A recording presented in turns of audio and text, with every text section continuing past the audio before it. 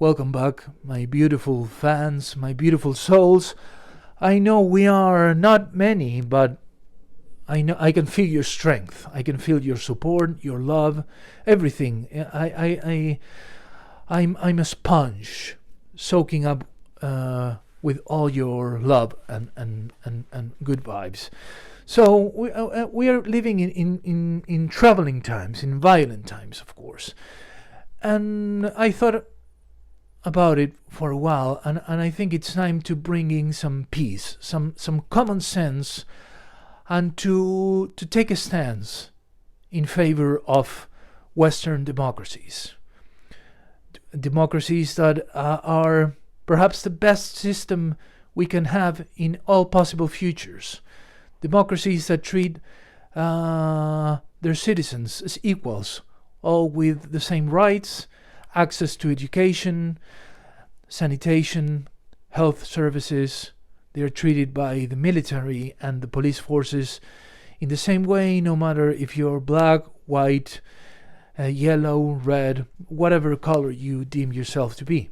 And this, of course, stems from where? The mother of all democracies nowadays, which is the United States of America. And I just tip off my hat to them. But now there are troubling times for perhaps the best mirror there is for such a democracy, for such an exemplary state. And I'm talking about, of course, and the color is a giveaway, Israel, the land of Western democracy surrounded by barbaric people, by heathens, let's say. Heathens that, by the way, are not linked in any way whatsoever with the powers that be in the United States. I mean, Saudi Arabia, Qatar, they have nothing to do with the United States and their interests in the region. So let's say they are heathens, they are barbaric people of the desert with probably they cannot read, they cannot write, they ignore all the good things that us Western Democrats know of and enjoy daily, right? Because we deserve it. We are in a way chosen by, in the United States, the God that guides their constitution and that beautiful ship sailing towards a future of equality, right?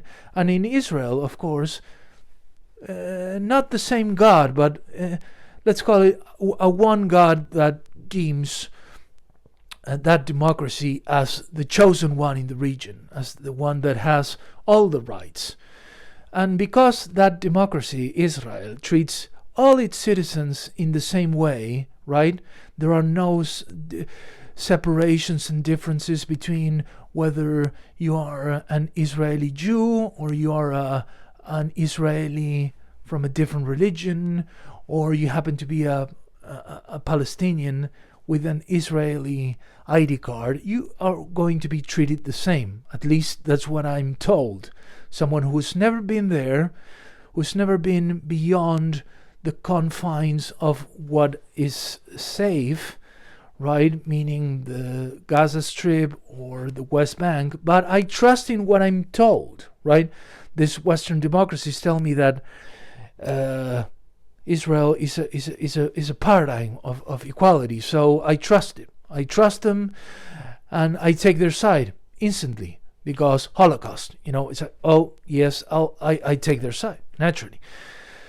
So they treat everyone there as equals, right? And these beauties are not the exception. The IDF is a mighty force. It's a Goliath mixed with David, mixed with Ron Jeremy at its peak. It has a big cog that can just kill heathens with cum.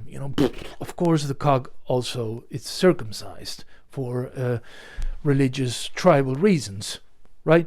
But and it's just chance that Ron Jeremy is a Jew as well. So that is a beautiful coincidence in my improvisation. But let's go back to these beauties. Look at these killer looks. I mean, these looks can kill, literally. So the IDF is is such an epitome of just progressiveness and the democratic spirit that grants women the same rights as men. You know, women have the same right to kill children, to kill women, to kill non-terrorists like men do.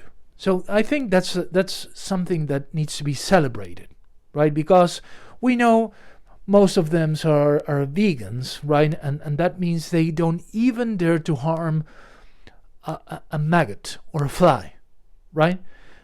But yes, they can and they should kill Palestinian kids and harm and defenseless women, because why? They will grow. I mean, unless you kill them now, they will grow and become terrorists, right? They will grow with hatred in their hearts against us, the chosen ones. I'm sorry, I'm becoming almost an Israeli. Us, the chosen ones, us, the Zionists' guiding lights, right? They will hate us so much that we need to kill them, and I hope they find a way to do that before they are even born, because that would be even cheaper in a way and more effective. But this beautiful women, they can kill kids before they turn into terrorists, because think about it logically, it does make a lot of sense. You know, if you're deprived from liberty and access to education and joy and having the gift of planning a kind of a future of sorts. So, you know, when I want to finish primary school, then I'll try to finish secondary school without having to work for $1 a day picking up plastic bottles from the rubble of all those buildings we are destroying yearly. I mean, it happens on and off, but let's be honest. We like destroying things there in the Gaza Strip and the West Bank. So think about, why would kids deprived of the basic joys of life would focus, if they ever get that, would focus on enjoying those gifts, right? I think those heathens would rather focus on the hatred and the revenge. They would spend their lives again in a vicious cycle of violence, trying to dispossess us, the chosen ones, and trying to dispossess what we've been just conquering since the late 19th century. Officially 1948, but things have been happening long before that. So that's why I think they should have the right to kill whoever they deem, or their superiors, of course, because they don't think. I mean, they are soldiers. They do as they're told. So whatever their superiors tell them to do, right? So killer looks. I mean, if they kill kids, what's the problem? They will then, as beautiful vessels of the chosen ones, of the chosen race, of the chosen tribe, look at that specimen. They will breed new beautiful babies that will occupy more land, hopefully beyond Jordan and beyond the Mediterranean Sea, to have lots of beautiful white, pure, superior babies, and slowly get rid of the heathen, the sort of the unwanted peoples in the area, right? So it makes a lot of mathematical sense. Soldiers, okay, men can kill babies, but I mean, with the stage of technology, women are very close to not needing men to procreate. So they kill kids, they procreate new ones, they replace with the superior people, and everyone's happy. The God in which we do not believe is even happier, because as we use the religious text as a historical document, despite not believing in the prophets that were involved and the Almighty God that inspired all those beautiful pages. Yeah, we why not hijack things and think, okay, chosen ones can be used in a different way to dispossess people. Fuck it, let's use it. Yeah, let's abuse a lot of things. So here we are. We talked about democracies, like the guiding light among darkness, like surrounded by these barbaric people. And let's go to France, because France is a mirror in which we like to, and I say we, sorry, but the Zionist Israelis like to reflect on and use as a mirror. So the French have this beautiful word, right, for ejaculation, which is petit mort, which means little death. And that refers to ejaculating, right, which is something I want to do when I look at them. I mean, it's like, look at my arm, stop. I mean, I want to masturbate and just ejaculate and experience a petit mort because of them, right? Now the twist is this one, and I just thought about it. If you add just one word to petit mort, it makes sense. Petit enfant mort. That means little kids are dead, for instance. My French is not good because I fucking hate it, but you can throw infant there and it will show what they do. They can kill kids. So they inspire you to masturbate. You have a petit mort. And then they go to work, office hours probably. They press a button because now death is much more digestible to them, right? They are just the enemy, right? The heathens, the Palestinians are just pixels on a screen. So they just press a button, the drone goes there. Okay, 15 pixels killed, building with probably 60 pixels gone, and that drone just killed a house in which the aunt of a former leader of the group that we're battling against, Hamas, used to take or used to have tea in. So let's destroy that house just in case. Oh, by the way, 2 boys were playing with a fake football in the vicinity. They died. Okay, let me add it to the count. And then they have their vegan soups, their vegan non-meaty burgers, and everything is fine.